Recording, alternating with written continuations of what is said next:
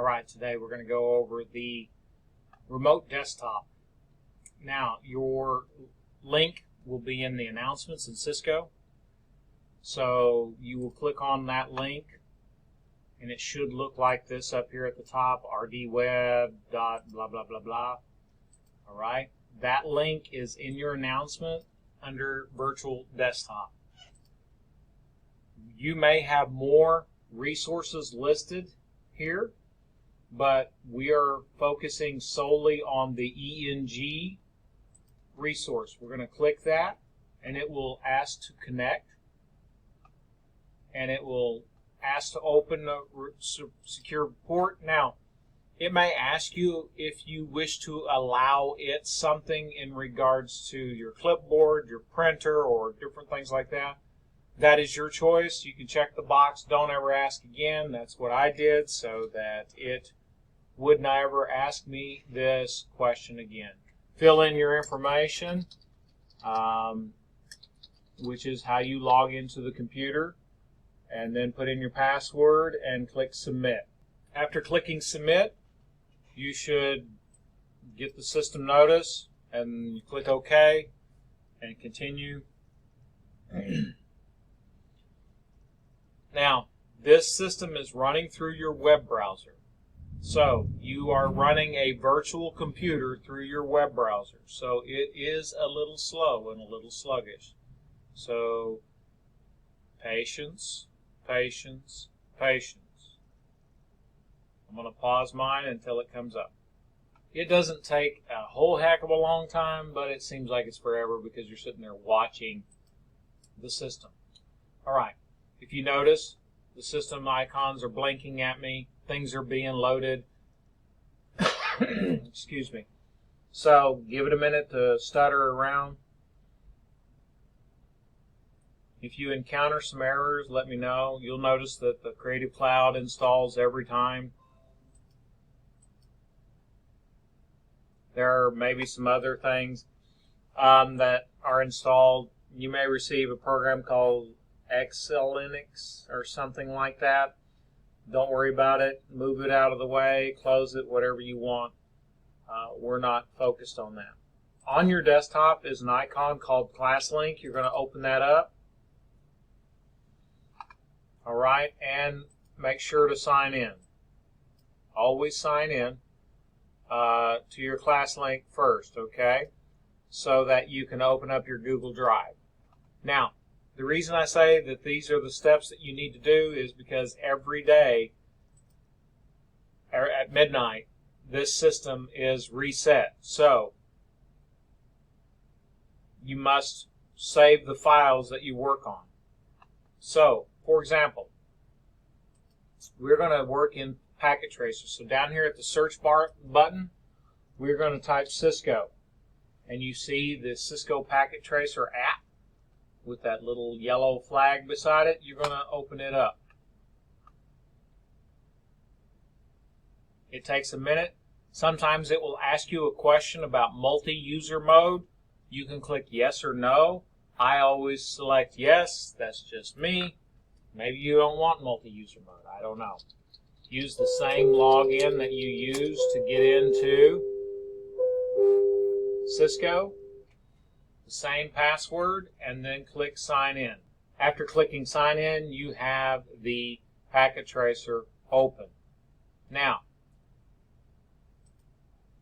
you have to get the PacketTracer file from Cisco, right?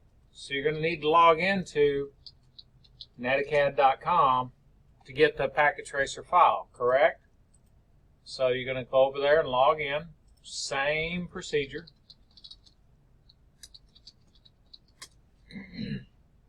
Now, I opened up PacketTracer first and logged in. You can do it after you download the file, because when you click on the file, it should open up PacketTracer and ask you to log in. So type in your password and click sign in. Never save your password. We are going to be looking at, so for example, let's go into internetworking. You may be in Networking Essentials, either or. You just basically get into the system you are going to go into the course content under modules for internet working. I think it's kind of the same in the networking essentials, but this is where we go to get to our chapters in internet working. The first Packet Tracer lab is 1.5.7 for internet working technologies, and you are going to download the network representation. When you click download, it downloads the file down here at the bottom, and I'm going to open it up. You'll need to pause the video from time to time if you need to, because I'm under a time crunch. I only have so many minutes I can record. So Packet Tracer will open up, and if you've already logged in, then it doesn't ask you for a login.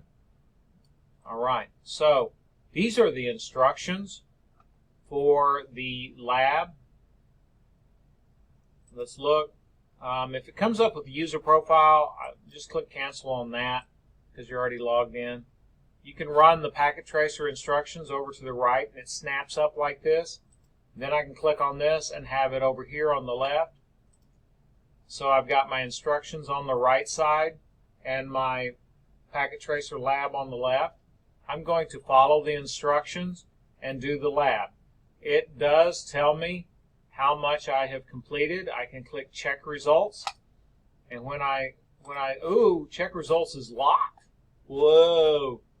But on some of the labs you can click check results and it will give you how much progress you've made and what you've been able to do. Now, in this particular lab, I think that there is a document. See this little Acrobat icon right here? So I'm going to open that in a new window. Now I want to download that because I'm sure there are some questions. As you can see, there are right here. There are some questions. You can open this in Word. In fact, you can do that right now, right here. I can click and it's in Downloads. I'm going to go ahead and put it out on my desktop. And then I'm going to show in the folder. I'll click that little arrow beside there. I'm going to show in the folder, and ooh, my lights went out. When I see it's on my desktop, you'll see it right there. I'm going to right click and I'm going to open with, and I'm going to open with Word so that I can edit the document. I have to convert it. Still thinking. And then I'm going to enable editing at the top. Still thinking. I'm going to click OK. Alright. Boom, boom, boom. I think I only have one open. Okay. There we go. So now I can answer the question. How many end devices are not desktop computers? And see, you can see that I can type in the, I don't know if 7 is the answer, but I'm just showing you that I can type in the document. When I'm done, since I'm signed in as Walter Padgett, I could possibly save it to my OneDrive. But for now, I'm going to just save it to my desktop, which is where I got it from anyways. I'm going to save it, and then I'm going to close out. So I have completed the Packet Tracer. I want to do Save As, and I want to save that Packet Tracer because it downloaded it in Downloads. I want to make sure that I'm just saving things on the desktop. Just save things out on the desktop because it makes it easier to get it over into your Google Drive. Because, hey, I'm out of time. I can't work on this anymore. So on my Word, I'm running out of time. I saved my Packet Tracer, but this will wipe the system at midnight. So everything that I have saved on this virtual desktop will be gone on my Word. Help me out. Okay, so I'm going to exit everything. Always save. So now I'm out of Packet Tracer totally. I have no more Packet Tracer. I have no more Word open. All right, I'm going to close out everything. Then I'm going to I'm going to click on that one, hold down my Control key, hit on the second one, and now both of them are highlighted as you can see, and I'm going to drag both of them. See, I'm dragging both of them, and I'm going to copy them over to my Google Drive. Since I already have my Google Drive open, I'm going to drop it over into my Google Drive. All right. Now when I come back in tomorrow, those files, these two files, will not be there anymore. I will need to go back into ClassLink, log in, open up my Google Drive, find the files, and drag them back out to the desktop so that I can work on them. When I'm done, drag them back into Google Drive. Yes, it is a two-step situation, but that's what we have to work with. So hopefully that helps you with your virtual desktop. Now, I am going to try to get some Windows laptops put together so that we can work with the system a little better. In case this goes down, you can still continue classwork. So hopefully this helps and we can get things taken care of. Have a wonderful day.